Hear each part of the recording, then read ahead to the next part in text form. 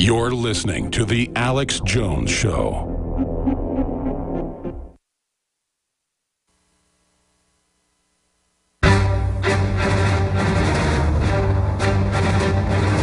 Big Brother, mainstream media, government cover-ups. You want answers? Well, so does he. He's Alex Jones on the GCN Radio Network. And now, live from Austin, Texas, Alex Jones. All right, I may have had a little too much Superman Vitality the last few days. Excuse me.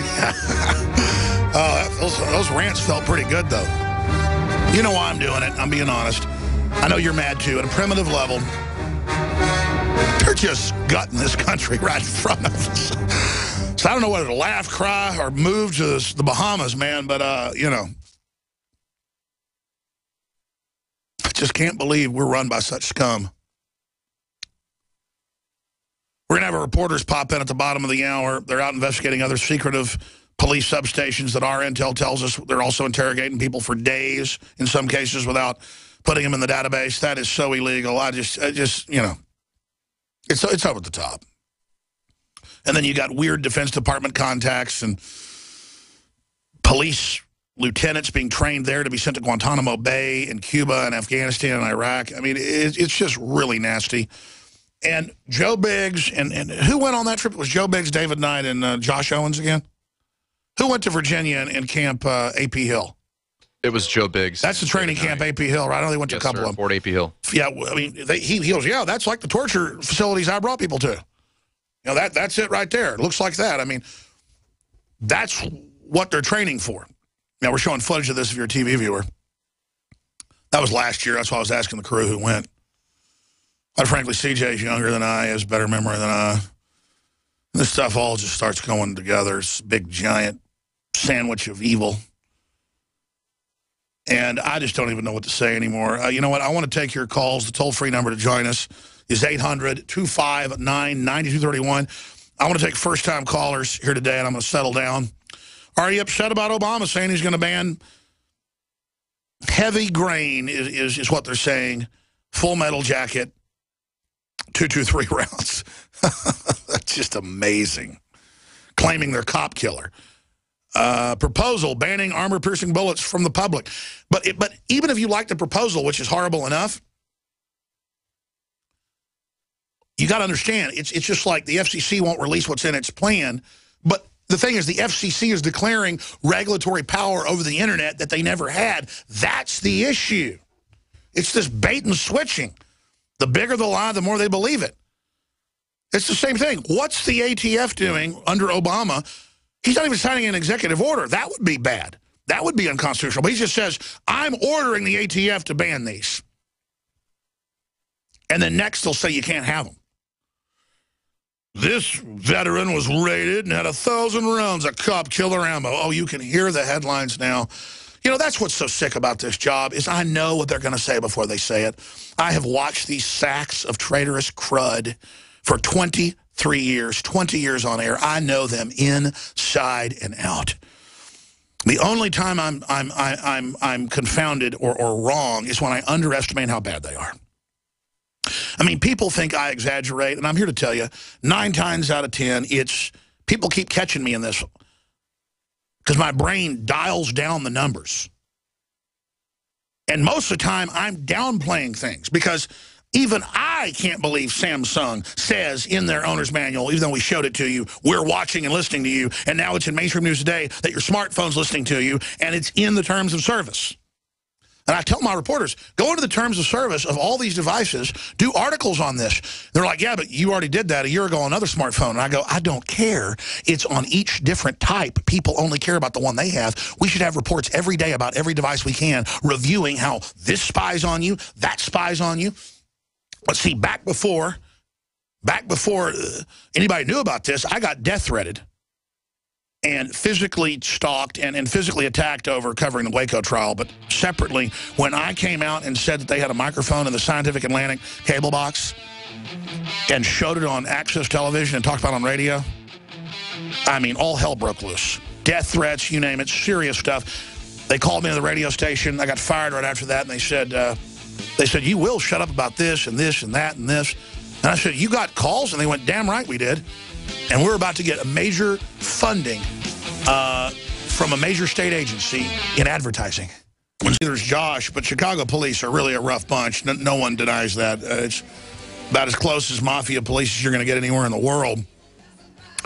They have Suburbans blocking them in, guys following them, doing aggressive maneuvers, and when they start to get out of the car, they drive off. So they're definitely messing with our guys, and I don't know. I mean, if they do it too much, I'm going to come up there and make a big deal out of this and get a big demonstration going, and maybe they don't care. Maybe they club our heads in. Okay, fine. That will expose your gulag, and you're going to end up losing down the road. Don't run secret camps. Don't not put people in the arrest database. We're not North Korea. And we're not anti-police. We're anti-Rahm Emanuel and the globalists and all this crud. We're sick of it. Obama expanded the Patriot Act, made it even more unconstitutional, NDAA, to secretly arrest Americans, and now they're disappearing people that have Ebola. I've talked to one medical doctor on air, and let's not exaggerate, 15 or more. I myself talked to 5 or 6 medical doctors. A couple of them I know well. You know, like go out on boats with them. Go out water skiing and wakeboarding. And they are telling me everything that the doctor out of Missouri told me. People are like, really? Well, where's the Ebola? Well, no one knew the borders were open for 6 months after we told you. The Border Patrol called us. We met and blurred out their faces.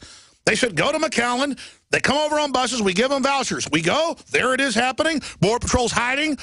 The emergency manager head comes out and says, yeah. Yeah, well, feds pay to ship them in and ship them into the country. And the reason I raise that every time I mention the Ebola is because no one knew that the Border Patrol is paying to bring them in. And then after we aired that, one of the high-level Border Patrol union people went public on Fox and said, listen, this is all true. Because they asked him about it, not our report, but they said, is it true the Border Patrol brings them in and then ships them in? And he goes, yes. We're not supposed to talk about it or we'll be sanctioned, but we complete the smuggling process, is the quote. In fact, people won't believe me. Will you Google Border Patrol agent says we complete the smuggling process? I mean, you understand the epicness, the magnitude, the off-the-charts level of that. And now Reuters is reporting what looks like more Ebola people. And they're being disappeared. I'll cover that after I take some phone calls, but I've mentioned this. I'm going to go to Nancy and Alan and John and Ronnie and Logan, everybody. And in fact, to do that, I'm going to do it again, and then I'm going to stop. No, I'm not going to skip the break. It's hurting the network. I got to stop. But I'm going to go to your calls after the break, I promise. Or you can punch me in the nose. You can have CJ come in and do it.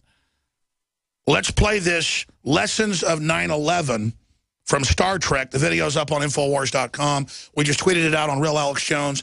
Please retweet this to everybody you know. Because it's not just about 9/11. It's how the globalists create the crisis and then offer the solution and then feed off of us fighting with each other.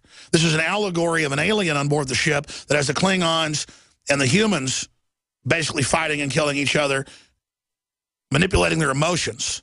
This is what the globalists do to get our resources and control, just like the James Bond allegory of From Russia with Love, where they have the 2 Siamese fighting fish, one kills the other's exhausted, then the third comes in and finishes the kill. That's what's happening. Our enemies are not the police or the military or the government even, but the globalists that have gained control and hijacked it.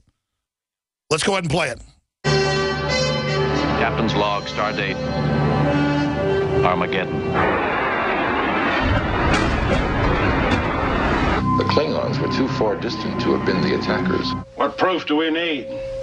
We know what a Klingon is. Helm dead. Controls have gone crazy. Something's taken over. Most interesting. The bulk of your crew trapped. Your ship racing from this galaxy at wild speeds. How did I perform this sabotage, Kirk? All my men are here. Do you think some people in a cave, were able to have NORAD stand down? Do you think that people in a cave were able to have all of this happen?